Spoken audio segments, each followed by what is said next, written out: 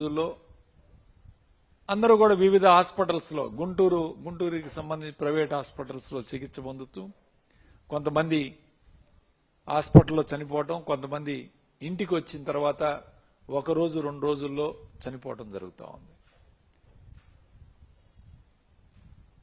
ఏమిటి దీనికి కారణం, ఎందుకు చనిపోతున్నారు అనేది కూడా మేమంతా కూడా పరిశీలించడం జరిగింది. ముఖ్యంగా మెలీడియోసిస్ అనే ఒక జబ్బుతో, ఈ జబ్బు బ్యాక్టీరియా వలన వస్తుంది. బర్కోహోల్డీరియా సూడోమలే అనే ఒక బ్యాక్టీరియా. సో ఈ బ్యాక్టీరియా వలన ఈ జబ్బు వస్తుంది.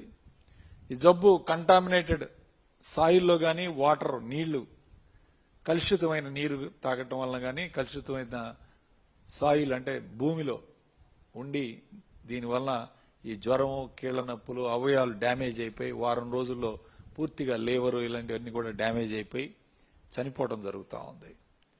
నిజంగా బాధాకరమైన విషయం ఏంటంటే ఈ గ్రామం నుంచి గుంటూరు పట్టణానికి రోజు కూడా దాదాపు 45 లక్షల లీటర్లు మంచినీళ్లు ట్యాంకర్ల ద్వారా ఒక వ్యాపారం లాగా తరలించే కార్యక్రమం చేస్తూ ఉన్నారు ఈ గ్రామం నుంచి. కానీ ఈ గ్రామంలో